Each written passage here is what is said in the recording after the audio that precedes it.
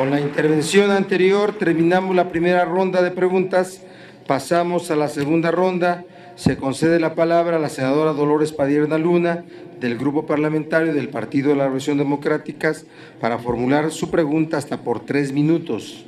Adelante, senadora.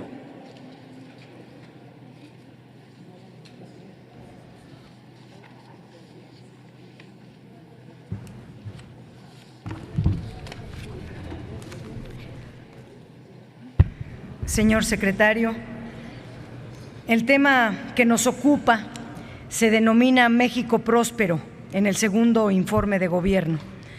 Prosperidad es bienestar general, mejora económica, éxito social, pero lo que la mayoría de la población percibe es malestar, no prosperidad, empeoramiento de su situación económica, retroceso en sus condiciones de vida.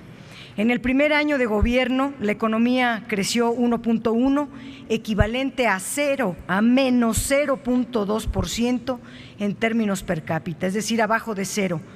Y en el primer semestre de 2014 fue de 1.7, equivalente a 0.6, descontando el crecimiento poblacional. Este mal comportamiento hizo que usted redujera su pronóstico inicial de 3.9 a 2.7, cifra imposible de alcanzar a menos que en estos 4 meses que restan del año la economía creciera a 5% para promediar, lo cual no es factible. Y lo más probable es que en 2014 tengamos otra vez crecimiento cero en términos per cápita. ¿Dónde está el México próspero que ustedes promocionan? En el segundo informe nos dice que la falta de crecimiento de la economía mexicana es culpa de Estados Unidos. Se reconoce la enorme vulnerabilidad y dependencia de nuestra economía frente a la de Estados Unidos. Le pregunto, ¿por qué no hace algo para reducir esta dependencia? En el informe, ustedes se curan en salud diciendo que el Fondo Monetario Internacional redujo su pronóstico de crecimiento global para 2014 de 3.8 a 3.4%, mal de muchos, consuelo de inocentes. Lo único que crece en este país es el malestar de las y los ciudadanos frente al mal desempeño de la administración. La economía no crece, no se generan los empleos suficientes, la calidad del empleo se deteriora cada vez más, el salario no alcanza ni para una canasta básica. El reporte 2014-2015 cayó 8 lugares México, ya lo explicaron mis compañeros. El otro indicador relativo al crédito interno, al sector privado, presumen que la cartera de crédito total a junio de 2014 alcanzó 2.6 billones de pesos, cifra superior en 4.9% respecto a junio de 2013. Incluso es 15% del PIB, pero omiten señalar que solo la mitad de ese crédito se canalizó a las empresas y que ese crecimiento de 4.9 es inferior al 6.9 del mismo lapso del año anterior. Es decir, el crédito es insuficiente para impulsar las actividades productivas y el crecimiento económico del país. ¿Dónde está el crédito abundante y barato que ofrecieron con la reforma financiera? Esa es mi pregunta. El informe también plantea que si bien en el primer trimestre de la economía no creció, en el segundo trimestre la economía mostró mayor dinamismo porque el gasto público creció en 10.9% y la inversión física creció 31.7%. Le pregunto, si el gasto público creció en el segundo trimestre, ¿por qué tuvo un impacto tan limitado en el crecimiento económico? Porque en el segundo trimestre el PIB creció menos que en el primer trimestre cuando no aplicó el gasto público. Si el gasto en inversión creció tanto, ¿por qué la inversión bruta fija cayó en menos 1.1% y la construcción cayó en menos 3% en ese periodo? Lo más grave es que ese mayor nivel de gasto se financió en mayor medida con un endeudamiento muy significativo. La deuda neta del sector público aumentó 818,000 millones de pesos entre julio de 2013 y julio de 2014 y ahora representa el 38% del PIB.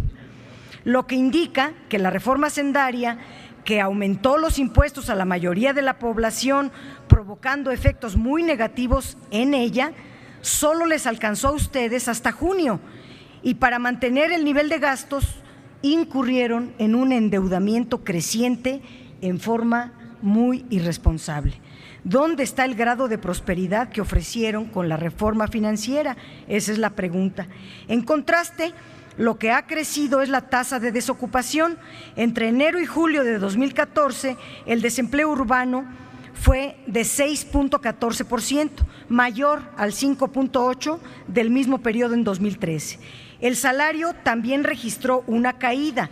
La población que recibe hasta 3 salarios mínimos aumentó en 569,000 personas respecto al mismo trimestre de 2013, mientras que los que reciben más de 3 salarios mínimos disminuyó en 836,000 personas. El deterioro del ingreso de la población ocupada fue de casi 5%. Pero en un exceso verbal, el informe señala que la demanda interna se fortaleció por la generación de empleos formales, porque el número de afiliados al IMSS aumentó 3.5%, pero el salario de esos trabajadores se deterioró. Entre enero y julio de 2014, el poder adquisitivo del salario medio de cotización respecto del costo de la canasta básica disminuyó menos 1.1% respecto al mismo periodo de 2013.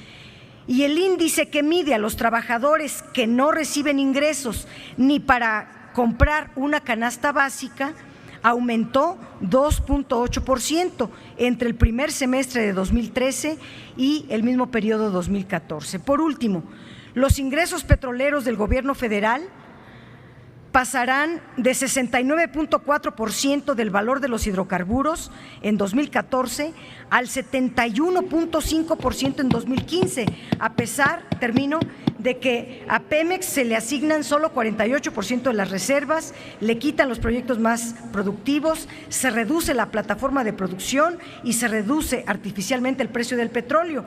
Entonces, ¿cómo puede aumentar los ingresos? Pues con un régimen fiscal a Pemex más confiscatorio que el de 2014.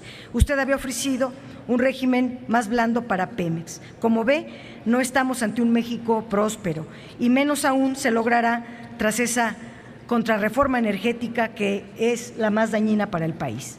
Por sus respuestas, gracias. Gracias, senadora Padierna. Tiene el uso de la palabra el doctor Luis Videgaray Caso para dar respuesta hasta por 4 minutos.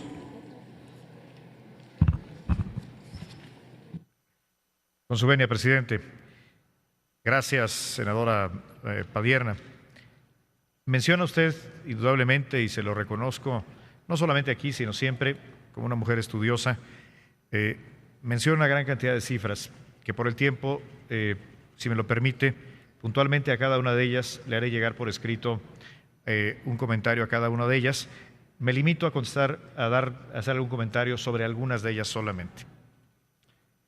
En primer lugar, afirma usted que el Producto Interno Bruto creció menos en el segundo trimestre que en el primero del año. Esta afirmación es incorrecta cuando se toma en cuenta el número de días laborales, es decir, cuando se hace el ajuste estacional por el efecto de la Semana Santa. Todos recordamos que en el año 2013 la Semana Santa ocurrió en el primer trimestre. En el año 2014 ocurrió completa en el segundo trimestre y esto implica que comparar las cifras de un trimestre contra otro representa un reto metodológico. Afortunadamente el INEGI nos resuelve este problema y provee también cifras desestacionalizadas. De hecho, la cifra desestacionalizada trimestral es un crecimiento del 1.04 trimestral, que si la anualizamos, multiplicándola por 4, es una cifra de 4.22%. Esa es la tasa de crecimiento anualizada a la que está creciendo la economía en el segundo trimestre del año, según las cifras no de la Secretaría de Hacienda, las cifras del INEGI. Por cierto, este es el dato que sostiene la afirmación de la OECD de que México es el país que en el segundo trimestre del año creció más en toda la OECD y, por cierto, también en América Latina, con las cifras hasta ahora conocidas, más que Brasil, más que Chile. Eso me lleva a una segunda afirmación. Nos dice usted que se requiere un crecimiento del 5% en el segundo semestre para alcanzar la meta, no la meta, la estimación, porque no es una meta, la estimación del 2.7%. Esto no es completamente cierto, senadora. Si el crecimiento semestral acumulado en el primer semestre fue del 1.7%, 1.8% en realidad, necesitamos para alcanzar el 2.7% que la economía crezca en promedio en el segundo semestre a una tasa del 3.65%, 3.6 o 3.7%. Y como señalé hace un momento, la economía ya está creciendo al 4.2% con las cifras del segundo trimestre. Por lo tanto, no requerimos un crecimiento del 5%, necesitamos un crecimiento del 3.6 o 3.7%, y la economía, con los datos del INEGI al segundo trimestre, tiene una velocidad de crecimiento ya superior al 4%. La construcción tuvo un desempeño negativo el año pasado, indudablemente, pero todos los indicadores de la industria de la construcción recientes en el segundo trimestre y en los primeros meses del tercer trimestre son positivos. Tanto el indicador, el subíndice de la industria de la construcción en la producción industrial, que fue dada a conocer el día de ayer por INEGI, correspondiente al mes de julio, la creación de empleo formal en la construcción del Seguro Social o la formación bruta de capital fijo en el sector de la construcción. Todos estos indicadores muestran crecimientos positivos que los detallaré en el documento que me permitiré hacerle llegar. En materia de empleo, las cifras que dio a conocer esta mañana el Instituto Mexicano del Seguro Social para el mes de agosto son consistentes a las cifras del mes de julio también, que muestran un crecimiento de una tasa anualizada del 3.7%. Es decir, estamos creando empleos incluso por arriba del crecimiento, de la tasa de crecimiento acumulada del primer semestre. Los salarios, en materia de salario contractual, ayer se dio a conocer el dato. Los salarios contractuales muestran un crecimiento real del 4.5%, un crecimiento, nominal del 4.5%. Estos no son los salarios, este no es el salario mínimo, es el salario contractual. Es decir, creo que es muy importante, más allá de la posición política que se tenga, de una muy respetable visión crítica que puede tenerse de la política económica, que tengamos un análisis objetivo de las cifras que están disponibles y que, insisto, ninguna de estas las provee el gobierno federal, son cifras que provee en su mayoría el Instituto Nacional de Estadística. Finalmente, con respecto al régimen fiscal de Pemex, es importante tener en mente que el objetivo de darle a Pemex un nuevo régimen fiscal debe de conciliarse con la viabilidad de las finanzas públicas y por eso el Congreso de la Unión, destacadamente el Senado de la República, ha previsto un periodo de transición. Es un periodo de transición que permitirá que el régimen fiscal de Pemex migre hacia el régimen que se ha aprobado en la reforma y que es sin duda un régimen mejor, más competitivo, que corresponde a una verdadera empresa productiva del Estado, comparado con el que se tenía anteriormente, pero una transición que permita al Estado mexicano seguir cumpliendo con sus obligaciones esenciales frente a la población. Por lo tanto, en el año 2015 es el primer año de la transición y no esperaríamos ver en este primer año más que un efecto marginal, que por cierto ya ocurre en la propia y se refleja ya en la ley de ingresos. Espero, senadora, que estas respuestas contribuyan a lo que siempre aspiro sea un debate constructivo en el Senado de la República y, como siempre, estoy a sus órdenes para tener un diálogo serio y constructivo por el bien de México. Muchas gracias, senadora. Senadora Dolores Padierna, continúe en el uso de la palabra para hacer un comentario en relación a la respuesta que dio el secretario, hasta por 2 minutos. Señor secretario, usted me está dando la razón en los números que di, porque el primer semestre la economía, es dato de usted en el documento, en el primer semestre la economía creció 1.7%. Yo hablé de los últimos 4 meses y ya en esta recta final pues tendremos que crecer a 5%. Pero usted contesta, en el segundo semestre si crecemos al 3.6%, entonces alcanzaríamos el 2.7%. ¿De verdad cree que vamos a alcanzar 3.665 tomando el semestre? En el semestre es 3.65, en el último 4 pues ya sube a 5. haciendo las cuentas es lo mismo. Pero tomo palabras de usted en declaraciones. Reformar no es hacer magia, dijo usted. México no necesita magia, sino cambiar un paradigma económico que en 30 años solo ha conseguido un crecimiento mediocre, término de usted, que promedia 2.4% anual, un paradigma que de enero del año pasado a la fecha no ha logrado crear los suficientes empleos, que tenemos una economía informal que ocupa 57.8% de los ciudadanos económicamente activos y un país donde las mayorías tienen pobreza, aunque usted diga que pues subieron los salarios 4.5, la verdad son los más bajos del mundo. Ya se abordó o abordaremos ese tema en otro momento, pero terminaría diciendo: México efectivamente no necesita magia, necesita una política industrial activa que termine con el absurdo de exportaciones cargadas de importaciones, políticas y acciones que vayan más allá de obras de relumbrón que solo desvían presupuesto y no contribuyen al crecimiento económico, programas de combate a la pobreza que no solo cambien de nombre para seguir igual. Los índices que verdaderamente afectan a la población siguen en los linderos de la mediocridad, porque ustedes se empecinan en mantener un modelo fracasado que se traduce en más impuestos y en un crecimiento, como usted lo dijo a los diputados ayer, abiertamente insuficiente, mediocre, decía usted cuando gobernaba el PAN. Hacia allá nos están moviendo, hacia atrás. Y en esa fórmula,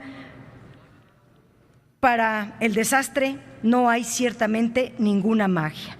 Y la reforma energética era eso, una reforma energética, no una segunda reforma hacendaria, porque pareciera que entonces todo lo que se hizo es para que se conserve la estabilidad de las finanzas públicas. Ese no es el objetivo de una reforma energética, eso es de una segunda reforma hacendaria. Gracias.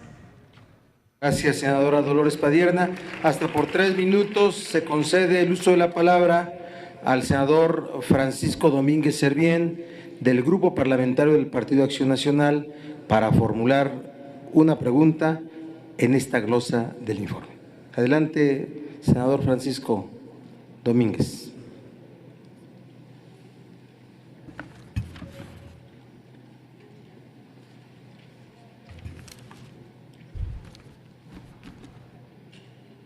Con el permiso de la presidencia, bienvenido secretario Videgaray. Reconocemos su disposición al diálogo y a responder nuestras inquietudes, que al final son las inquietudes de todos los mexicanos.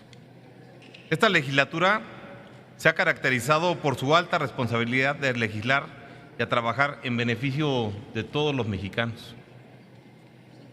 Es este compromiso, señor secretario, el que nos obliga a tomar posiciones y nos permite cuestionar sobre algunos temas que nos preocupan, como es el deterioro en la generación de empleos y la pérdida de competitividad de nuestro país. Ambos temas, como usted bien lo sabe, son de la mayor preocupación e inquietud, no del Senado de la República, sino de todos los mexicanos. En el tema sobre la generación de empleo, en comparación con el 2012, la generación de empleo no solo ha sido menor, sino ahora son pocos los empleos y son peor pagados. En el 2012 se generaron 702.494 empleos formales asegurados en el IMSS, mientras que en el 2013 se crearon únicamente 553.165. Lo anterior representa una disminución del 21.3% en la generación de empleos en el 2013 con respecto al 2012. Lamentablemente, el 2014 no se ve muy distinto al 2013 en lo que es a la generación de empleos. También se tiene que destacar el deterioro en el nivel de ingresos de la población ocupada. De acuerdo con datos del INEGI, durante el primer semestre del 2014 hubo una disminución del 7% en la población ocupada con ingresos mayor a 3 salarios mínimos respecto al mismo periodo del año anterior.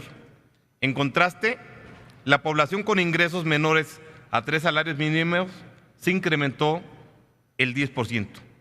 Esto refleja un deterioro de los salarios de la población ocupada y una importante disminución en la generación de los empleos. También nos preocupa la falta, secretario, de competitividad de la economía mexicana en estos 2 años. En todas las calificaciones globales, México ha caído varios lugares a nivel mundial. En el Doing Business elaborado por el Banco Mundial, pasamos del lugar 48 en 2013 al lugar 53 en el 2014. El índice de competitividad global pasamos del lugar 53 en 2012 al lugar 61 en el 2014. Estos reportes mencionan con toda claridad que la pérdida en la competitividad en la economía mexicana se debe, 1, a la complejidad para empezar negocios, 2, la falta de crédito, 3, la carga fiscal, 4, la falta de respeto al Estado de Derecho, 5, a la corrupción, entre otras. Por eso no debe sorprender el reconocido despacho KPMG en su encuesta Perspectivas de Alta Dirección en México, que realiza directivos de empresas en México, señala lo siguiente: el 97% de los encuestados opinan que la reforma fiscal no cumplió con sus expectativas y 64% calificó al régimen fiscal de malo o muy malo. El 54% de los encuestados califica el papel del gobierno como un promotor de la competitividad como malo o muy malo, a diferencia del año pasado, que solo el 17% calificaba la acción del gobierno como mala a muy mala. Lo anterior refleja la mala implementación de políticas públicas de esta actual administración. Hoy tenemos en día en México menos empleos, peor pagados, así como una baja competitividad debido a un incremento injustificado en la carga fiscal y un pobre desempeño en el gobierno. Por lo que, señor secretario, ¿cómo nos puede explicar este deterioro en la competitividad, esta pérdida de los empleos y la disminución de la población ocupada con un buen salario? Es cuanto, presidente. Gracias, senador. Se concede el uso de la palabra al secretario de Hacienda y Crédito Público para contestar hasta por 4 minutos la pregunta formulada.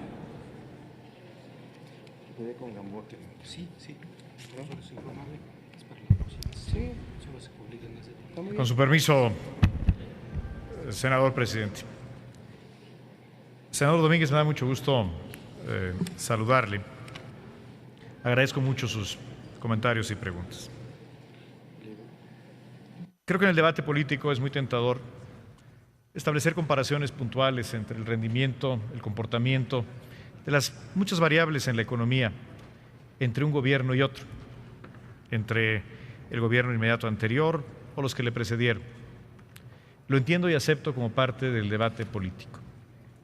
Y yo podría responder a usted aquí con un conjunto de estadísticas señalando deficiencias o fallas en gobiernos anteriores, del presidente Calderón, del presidente Fox o incluso del presidente Zedillo o el presidente Salinas. Sin embargo, creo que ese no es el papel de la Secretaría de Hacienda y no es el papel de un compareciente ante el Senado de la República. Con respecto a la generación de empleo, insisto en lo que hemos referido hasta en participaciones anteriores. Las cifras que nos da a conocer el Instituto Mexicano del Seguro Social al mes de julio, que son públicas y que, por cierto, hoy se dieron a conocer ya temprano en la mañana, el reporte del mes de agosto, muestran 2 cosas. Primero, que el empleo formal está creciendo más rápido que la economía. Y segundo, que se está acelerando la tasa de crecimiento del empleo formal. ¿Hemos llegado a donde queremos llegar? Por supuesto que no. No estamos todavía en los niveles de generación de empleo. Pero debemos de reconocer que la tendencia está ahí, objetivamente la podemos observar y está en la dirección correcta. Lo mismo en materia de salarios, y no me refiero al salario mínimo, sino al salario promedio. El salario promedio de la economía está, a final de cuentas, determinado por la productividad. Y creo que aquí la contribución que ha hecho el Congreso de la Unión, el Senado de la República, a través de reformas transformadoras, es una contribución significativa que se verá a lo largo de los próximos años de manera sostenida en la productividad y, por lo tanto, en los salarios promedio en la economía. Con respecto a los distintos indicadores que se mencionan, destaco dos. El indicador de competitividad del Foro Económico Mundial. Tiene usted razón, lo describe con precisión, como se ha hecho también anteriormente, que México ha perdido algunos lugares en este indicador. Pero también hay que señalar, y creo que eso es lo alentador, que el mismo reporte indica que este indicador para este año se construyó ignorando el efecto, así lo dice explícitamente el Foro Económico Mundial, ignorando el efecto que tendrán las reformas estructurales aprobadas por el Senado de la República, y que por lo tanto la perspectiva para México es positiva, como lo reconocen el consenso de los analistas económicos a nivel internacional. Una historia distinta es la encuesta de perspectivas de la alta dirección en México que elaboró el muy prestigiado despacho de contadores KPMG. ¿Cómo se construye esta encuesta? Este no es un indicador construido a partir de datos, sino a partir de opiniones, como su nombre lo dice. Es interesante algo que dice la página 17 de este estudio que conocemos al igual que usted. Lo que dice la página 16, el estudio dice a la letra que en varios foros se proyectaba una opinión en favor de la generalización del IVA, a las medicinas y a los alimentos. Y cito, como esto no ocurrió, estas respuestas, las de los altos ejecutivos, son probablemente la manifestación del descontento. Y aquí sí tenemos una diferencia con quienes respondieron esta encuesta. Claramente el Gobierno de la República está en contra y no propondrá un IVA ni en medicinas ni mucho menos en alimentos. Y entendemos que hay un sector de la sociedad que tenía la expectativa que en una reforma hacendaria se incrementara, se estableciera un IVA a las medicinas y a los alimentos y que tal vez tenía una expectativa infundada que generó descontento, insisto, entre altos ejecutivos de las empresas. Quiero ratificar ante usted, senador, ante el Senado de la República, el compromiso del presidente Enrique Peña Nieto de no proponer al Congreso de la Unión ni nuevos impuestos ni alzas de los existentes, y eso incluye no proponer en el resto de la administración un IVA ni a las medicinas ni a los alimentos. Muchas gracias. Gracias, secretario. El senador Francisco Domínguez se encuentra en la tribuna. Continúa en el uso de la palabra para formular un comentario sobre la respuesta recibida, hasta por 2 minutos. Gracias, presidente. Pues esperamos, secretario, con esta revisión del segundo semestre del Seguro Social, venga con el incremento de empleos formales en nuestro país. Y quiero aprovechar esta última intervención para decirle que esta legislatura en particular, el Senado de la República, ha estado a la altura de lo que los mexicanos nos demandaban. Hemos aprobado importantes reformas que ya le están dando a México, esperamos, un crecimiento mayor y sobre todo desarrollo. Secretario, entre los legisladores federales y el gobierno federal no debe de existir más pretextos para que el país crezca. Y usted dice bien, no hay que comparar, pero la administración pasada dejó creciendo este país 4% sin reformas. Hoy, con reformas tan importantes como la última, se le llamó de gran calado, yo creo formalmente en ella, la reforma energética. Con esta reforma ya entregada al Ejecutivo y decretada por ustedes, solo esperamos que este gobierno y esta legislatura, actuando con gran responsabilidad, ustedes también estén a la altura de lo que demandan todos los mexicanos. Muchas gracias por su contestación, señor secretario. Gracias, senador Francisco Domínguez. Se concede la palabra a la senadora Blanca Alcalá, en representación del Grupo Parlamentario del Partido Revolucionario Institucional, para formular su pregunta hasta por 3 minutos. Gracias, señor presidente.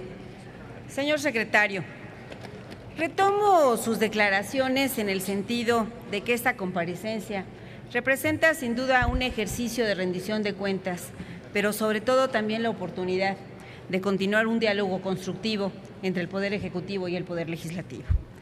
Comparto en este sentido plenamente su posición y es a partir de ello que quiero expresar una serie de inquietudes que han estado presentes en el debate legislativo a lo largo de todos estos meses.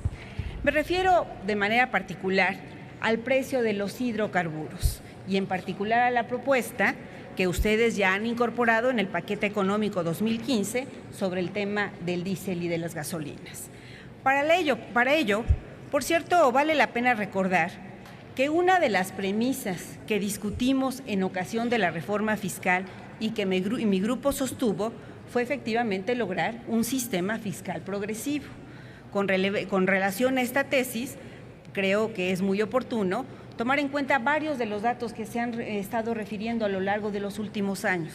Primero, por ejemplo, que en el caso de las gasolinas, un análisis del Instituto Mexicano de la Competitividad señala que para 2013, por cada peso de subsidio que recibía el decil de menores ingresos en nuestro país, el de mayores ingresos recibía 32 pesos. Lo anterior, sin duda, reflejaba la naturaleza regresiva de esta situación. Por otro lado, también es importante recordar que el Centro de Estudios Mario Molina también señaló en un análisis comparativo del 2012 al 2013 que de no haberse reducido el subsidio de combustibles durante 2013, se hubieran emitido alrededor de 716,000 toneladas de CO2 que se hubieran observado al mantener el subsidio del 2012. Así podríamos seguir enunciando una serie de elementos que habla de cómo el consumo de combustibles fósiles trae también efectos adversos en el consumo que hacen los ciudadanos. En este sentido, señor secretario, me parece que sí es pertinente que hoy empecemos a pensar en una política que permita a los precios reflejar el verdadero costo de combustibles y en este tenor saber cuáles son las medidas o acciones relativas a los incrementos en el precio de la gasolina o del diésel o incluso del gas LP que se hayan incorporado al paquete económico. Segundo, cuáles son desde su óptica el impacto y los tiempos que estiman pueden tener la reforma energética en estos temas. Y por supuesto también cuáles serían algunas de las medidas en todo caso que tendrían que preverse ante este ajuste de inicio del año que generalmente también va asociado a incrementos de inflación y que puede repercutir quizá en el transporte de alimentos o de personas. Me gustaría mucho saber sus comentarios sobre estos temas. Gracias, senadora. Vamos a recibir la respuesta del secretario de Hacienda y Crédito Público hasta por 4 minutos.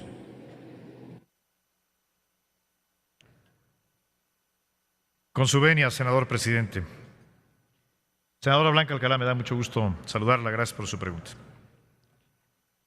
Efectivamente, subsidiar las gasolinas como política pública tiene diversos problemas. Uno de ellos es una política regresiva. Segundo, es una mala política para el cuidado del medio ambiente. Decimos que es una política regresiva porque, según la Encuesta Nacional de Ingreso-Gasto de los Hogares, elaborada y publicada por nuestro Instituto Nacional de Estadística, el INEGI, el 35% de este beneficio, de este subsidio implícito en las gasolinas, 35% beneficia únicamente al 10% de mayores ingresos de la población. En cambio, si sumamos al 30% más pobre de la población, solamente recibe el 5% de este beneficio. Es decir, subsidiar las gasolinas no es una política que mejore ni la equidad ni la distribución del ingreso. Por otro lado, el haber subsidiado durante muchos años el precio de las gasolinas ha provocado que en México tengamos un consumo per cápita de gasolinas muy superior al que se da en economías comparables a la nuestra, como Argentina, Chile o Brasil. De hecho, nuestro consumo per cápita de gasolinas es por lo menos el doble de estas tres economías y es incluso superior al de muchas economías desarrolladas. Esto implica que el subsidio a las gasolinas ha generado en un comportamiento social que deteriora el medio ambiente. Por lo tanto, una prioridad de la política económica ha sido de manera gradual eliminar este subsidio. Este subsidio que terminará a partir de este año y que nos permitirá tener una nueva política de fijación de precios de la gasolina a partir de 2015. Recordemos que en este año el precio de la gasolina, como ha ocurrido en los últimos años recientes, se incrementa mes a mes y es un precio determinado por el gobierno federal. ¿Cómo será la nueva dinámica de fijación de precios de la gasolina? Primero, desaparecen los incrementos mensuales al precio de la gasolina. Únicamente tendremos, como ocurre en la mayoría de los precios en la economía, un incremento al inicio del año, y este incremento no podrá ser superior a la expectativa de inflación. Por lo tanto, en lugar de tener un impacto de más de 10% de crecimiento en el precio de la gasolina, si nuestra expectativa de inflación es de 3% en criterios de política económica, el crecimiento en enero no podrá ser superior al 3%. Este dato, este cambio en la política de fijación de precios de la gasolina, es uno de los factores que ha anunciado la Junta de Gobierno del Banco de México como clave para lograr la meta de disminuir de manera sensible la inflación y que converja al objetivo del 3%, la inflación general. Y quiero hacer también una precisión, si se me permite una explicación sobre la dinámica, porque no solamente pasamos de deslices mensuales a únicamente un incremento al inicio del año no mayor a la inflación, sino que ahora, en lugar de ser una fijación directa del precio, lo que se establece es el precio máximo de las gasolinas. Es decir, el gobierno ahora fijará que el precio no podrá ser mayor al incremento inflacionario, pero ahora, y este es un resultado de la reforma energética aprobada por el Senado de la República, los concesionarios de gasolineras podrán, si así conviene a su interés económico, disminuir el precio de la gasolina, por ejemplo, para atraer una mayor clientela. Por lo tanto, a partir de enero del próximo año, estaremos empezando a ver los primeros efectos en los precios de los combustibles. Por supuesto, será apenas el principio de un proceso gradual. Recordemos que será en 2017, a partir del año 2017, cuando se permita la libre importación de gasolinas, y a partir de 2018, cuando se libere por completo el mercado de gasolinas y podamos tener el efecto de la competencia a plenitud, reflejarse en mejores precios e incluso calidades de los combustibles para la ciudadanía. Creo que este es un paso importante, no solamente en el combate inflacionario, sino, insisto, en el cuidado del medio ambiente, y que habrá gradualmente, no de un día para otro, hay que decirlo con seriedad, pero sí de manera gradual y sostenida, reflejarse en el bolsillo de las y los mexicanos. Gracias, senadora. Gracias, secretario. Ante la respuesta recibida a la pregunta formulada por la senadora Blanca Alcalá del Grupo Parlamentario del Partido Revolucionario Institucional, se le concede nuevamente el uso de la palabra. Ha permanecido en la tribuna para que lo haga hasta por 2 minutos. Gracias, señor presidente. Al contrario, señor secretario, me parece por demás relevante las precisiones que acaba de hacer. Creo que será sumamente importante que así se lo transmitamos a los ciudadanos. Por un lado, la competencia, por otro lado, la responsabilidad del Gobierno de la República en este tema. Y yo, la verdad, no coincido con algunas de las expresiones vertidas a lo largo de esta comparecencia de algunos compañeros, porque creo que si algo hemos buscado con la política hacendaria de este país es que sea responsable, que sea equitativa, que sea oportuna. Y usted lo que nos ha mostrado es no solamente conocimiento y compromiso, sino una gran sensibilidad para los hogares de menores ingresos. Gracias, señor secretario. Gracias.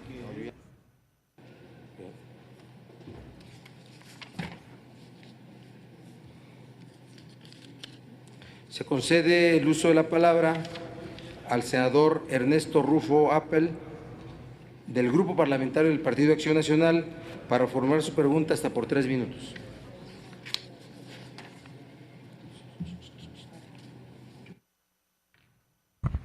¿Qué tal, señor secretario Videgaray? Muy buenas tardes. Escuché con atención sus palabras de inicio y reconozco el delicado rol de un secretario de Hacienda, sobre todo porque debemos mantener las expectativas Y bueno, comentó que en el último trimestre se creció al 1%, y esto podría llevarnos a pensar que vamos a crecer entonces al 4%, ojalá.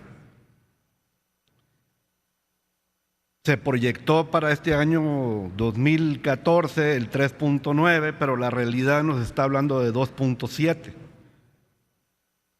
Entonces, pues claro, hay un problema entre expectativas y realidad.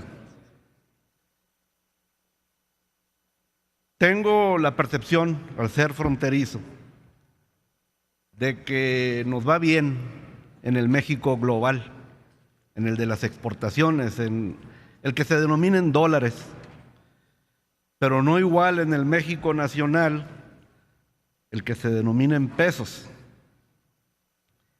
Y esto quizá tiene que ver con la razón de la percepción nacional, porque lo que encuentro en las avenidas, en los lugares, es una gran preocupación por las oportunidades, por el desempeño de la economía.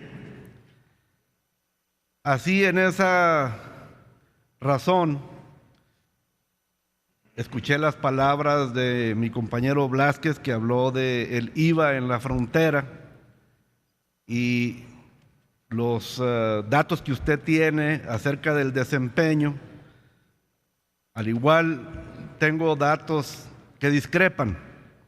Quizá hay una confusión en la frontera entre el México global y el México nacional. Habría que discriminar los datos. Entonces, yo quisiera conocer si usted estaría dispuesto a revisar en un ánimo constructivo, instalar unas comisiones de monitoreo para poder estar buscando las bases que coincidan, de manera de que no tengamos esta confusión que causa disonancia. En esta razón, entonces, estoy aquí también como presidente de la Comisión de la Frontera Norte. Si hay esa posibilidad, poder encabezar esos grupos de senadores, seguramente el senador Blázquez va a querer estar presente, y poder encontrar las bases comunes para poder estar monitoreando, y el próximo año pues tener una coincidencia en estas razones, porque la razón es nacional. Si le va bien a las políticas del secretario de Hacienda, nos va bien a todos. Así que por eso ese espíritu constructivo. Hay otros temas que me han solicitado compañeros acerca de los repecos, como lo tocó también la senadora Sansores, y otro tema de egreso que es el tema del dinero de los refrescos. Pero tocando el tema del IVA, usted comentó acerca de un dato de inflación muy parecido al del promedio nacional. Y lamentablemente los datos que monitoreamos, claro, hay estudios, mucho viene del Colegio de la Frontera, usted ya comentó que no coincide con los métodos, pues habría que buscar cuáles son los métodos en los que podamos coincidir. Cuando se hicieron los estudios, cuando discutíamos la reforma fiscal, se dijo en Hacienda por sus funcionarios que había un estudio que contradecía lo que proponíamos quienes representamos a la frontera, y ese estudio nunca nos fue disponible, a pesar de la promesa. Nos gustaría conocer esos datos que tiene la Secretaría de Hacienda. Hay asuntos muy preocupantes allá en el norte y en la frontera sur, seguramente, donde los asalariados están gastando más de lo que proporcionalmente estaban gastando, y esto quizá pues es parte del análisis de este México nacional, digamos, porque hay otros trabajadores que tienen salarios mínimos que no tienen que ver con el salario mínimo oficial, están más arriba. Un dato muy preocupante, las cuentas de ahorro han bajado 71% en un año, de febrero del 13 al actual. Y tenemos datos de desempleo, pero en las actividades del comercio, donde precisamente vaya y afecta directamente este asunto del IVA. Hay menos empresas en la franja fronteriza, 217 se han perdido según el registro del Seguro Social. Las ventas al menudeo, las que se hacen en pesos, han caído 30%. Y lo que es más preocupante, la fuga de consumidores en los datos del estado de Baja California, de 6,000 millones de dólares, que es las compras que realizamos en California, se estima que ahora serán de 7,500 millones, 1,500 millones más. Entonces, aquí valorar el incremento de ingreso fiscal por el IVA contra la pérdida en la balanza comercial, pero además el asunto de que estamos perdiendo la venta de productos nacionales. Eso es muy grave en la economía de la franja fronteriza. En razón del tema de los repecos, ya lo tocaban los compañeros, esencialmente se elimine la complejidad contable, administrativa y burocrática en esta nueva razón del régimen de incorporación fiscal. Bueno, pues en la declaración se dijo que no se pretendía cambiar ningún procedimiento. Sin embargo, a lo mejor pudiera haber alguna manera de facilitarle a los pequeños contribuyentes. Y en el asunto de los refrescos, el reporte es que ha disminuido el consumo de ellos y que la recaudación va a ser mayor de la estimada. Qué bueno. Pero el destino a los programas para los bebederos en cada una de las escuelas, o los programas en contra de la obesidad o su prevención, no están así reflejados en el egreso. Claro, esto es un asunto con los diputados, pero quizá las recomendaciones en una de estas comisiones podría arrojar mejores formas. Muchas gracias. Gracias, don Ernesto Rufo. Le corresponde al secretario de Hacienda y Crédito Público dar respuesta a su cuestionamiento, para lo cual hará uso de la palabra hasta por 4 minutos.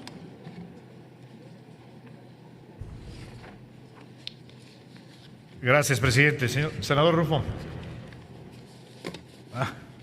me da como siempre mucho gusto saludarle y, por supuesto, con entusiasmo le tomo la palabra. Me parece una espléndida idea.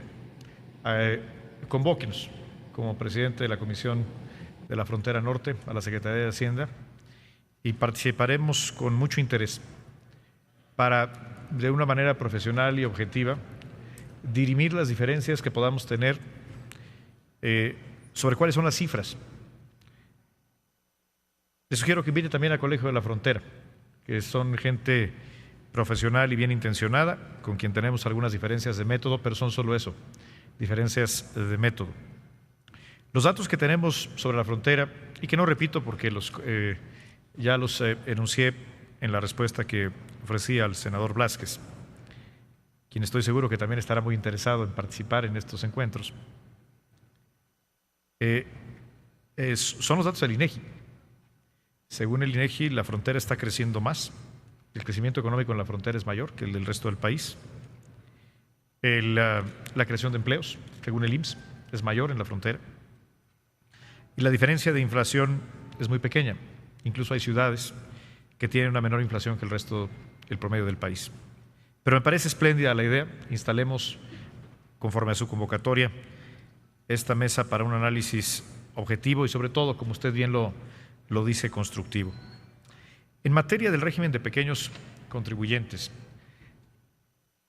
todo cambio siempre genera incertidumbre. Pero yo debo de reconocer a los literalmente millones de pequeños contribuyentes que han decidido adoptar el régimen de incorporación fiscal. El reto fundamental ha sido de comunicación. Pongo el caso, por ejemplo, del mercado Pino Suárez en Villahermosa, Tabasco. ¿Cómo conocimos a los locatarios? Porque nos tomaron las oficinas del SAT, acá en Hidalgo, en la avenida Hidalgo, en marzo. Y hoy son de los principales voceros que tenemos a nivel nacional para explicar en qué consiste el régimen de incorporación fiscal.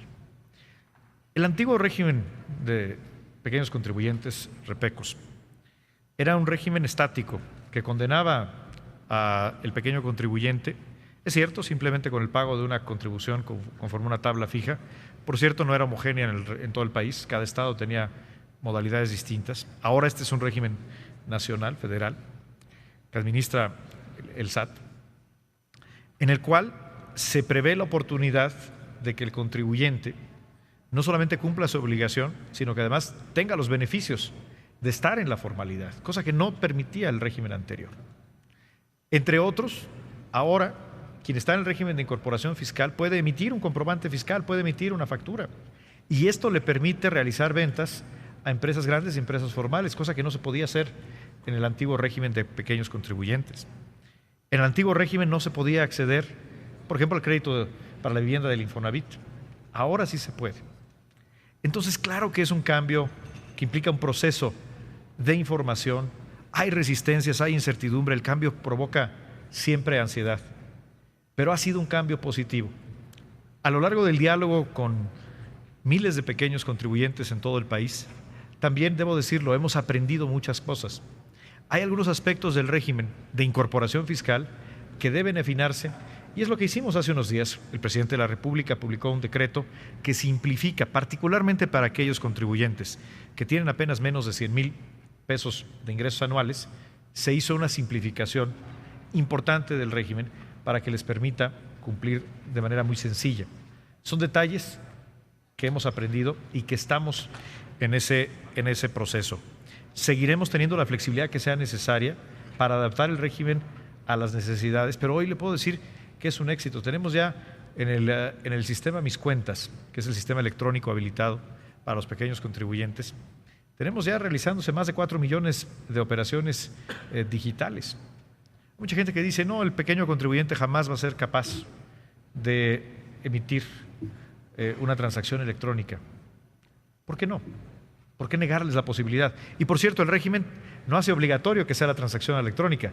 Si no tiene el acceso a la tecnología, en el peor de los casos hará lo mismo que hacía antes cuando era REPECO, que es ir a la oficina del SAT.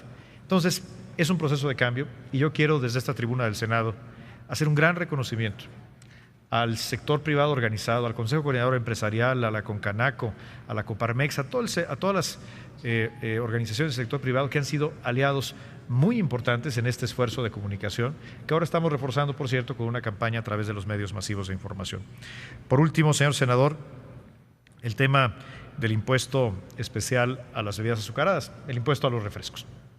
Efectivamente, un primer dato positivo es que empieza a disminuir el consumo de refrescos. Ese es un objetivo de política pública, no en recaudación, sino en materia de salud. La recaudación ha sido superior a lo que esperábamos. ¿Dónde está el gasto en los bebederos? Lo que se hizo para el presupuesto 2014 es prever este destino de gasto en el programa llamado de excelencia educativa, o también conocido como el programa de la reforma educativa.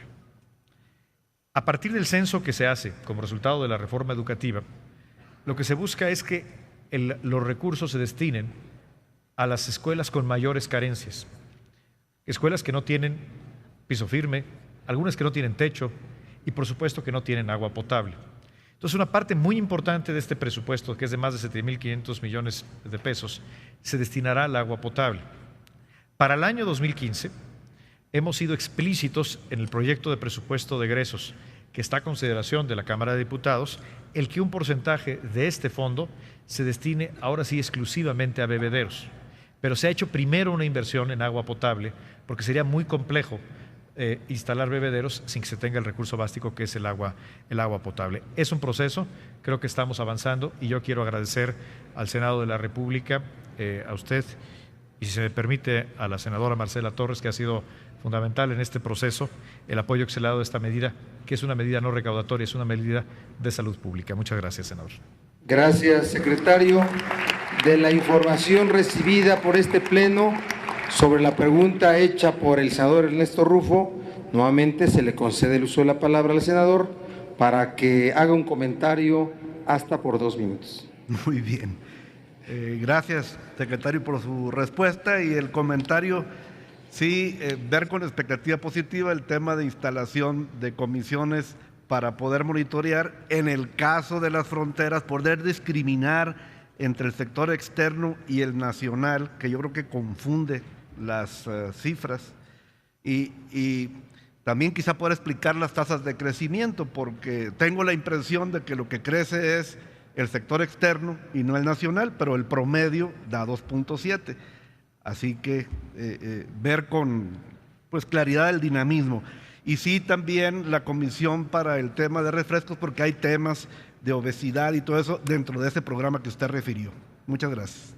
Gracias, don Ernesto Rufo. Tiene el uso de la palabra el senador José Ascensión Orihuela Bárcenas, del Grupo Parlamentario del Partido Revolucionario Institucional, para formular una pregunta en esta glosa del informe en materia económica. Gracias, señor presidente. Buenas tardes, señor secretario Videgaray.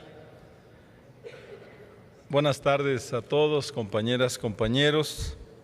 Su presencia hoy aquí, señor secretario, responde a las atribuciones que nuestro marco normativo otorga al Poder Legislativo para que en un ejercicio de rendición de cuentas el Gobierno federal exponga el estado que guarda la administración en los distintos ámbitos de sus responsabilidades, para que los recursos sean aplicados con eficiencia y transparencia. Los mecanismos de rendición de cuentas son instrumentos de gran valor y utilidad. El que se incluya un sistema para evaluar su desempeño contribuye a dar certidumbre de que los recursos son aprovechados de la mejor forma en beneficio de todos los mexicanos. El Poder Legislativo logró desde 2006 la emisión de un marco normativo que contribuye al ejercicio eficiente del gasto público mediante la Ley Federal de Presupuesto y Responsabilidad Hacendaria, que creó el sistema de evaluación del desempeño. Con ello, se permite hacer una valoración del desempeño de los programas para determinar el cumplimiento de las metas y los objetivos en cada programa que se plantea. En nuestra Carta Magna se mandatan los principios de eficiencia, eficacia, economía, transparencia y honradez que la Federación, los estados, los municipios, el Distrito Federal y los órganos político-administrativos de sus demarcaciones territoriales deben observar en el uso de los recursos públicos de que dispongan. En el mismo precepto constitucional se establece la obligación de que los resultados del ejercicio de dichos recursos sean evaluados. Una herramienta adicional para mejorar la calidad del gasto público ha sido la implementación del presupuesto basado en resultados. Esta medida permite evaluar y dar seguimiento puntual de las políticas públicas, programas presupuestarios, con lo que se contribuye a mejorar la calidad de los bienes y servicios públicos que se brindan a la población. Existe evidencia de que a mayor transparencia y rendición de cuentas sobre el uso, destino y resultado de las acciones y políticas públicas, se incide de manera favorable en la efectividad del gasto público y con esto los resultados del gobierno son evidentes, impactan de manera favorable en la calidad de vida de las personas e inciden en el desarrollo social y en el potencial desarrollo económico del país. Por eso, consideramos un acierto la adición al artículo 6º constitucional con la fracción quinta, mediante la cual se busca garantizar como derecho a la información la relacionada con el ejercicio de los recursos públicos y la formulación de indicadores que permitan la rendición de cuentas sobre el cumplimiento de los objetivos y los resultados planteados.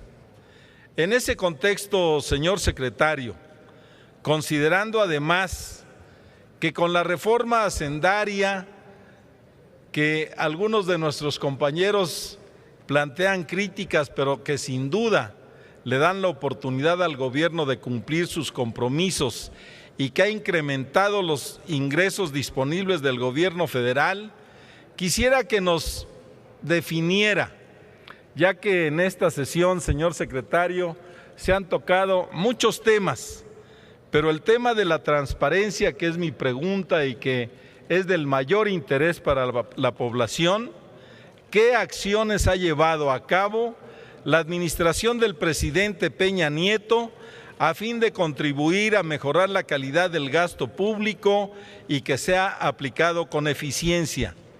¿Qué medidas se están tomando para cumplir con las condiciones de transparencia y la rendición de cuentas mandatadas en nuestra Constitución?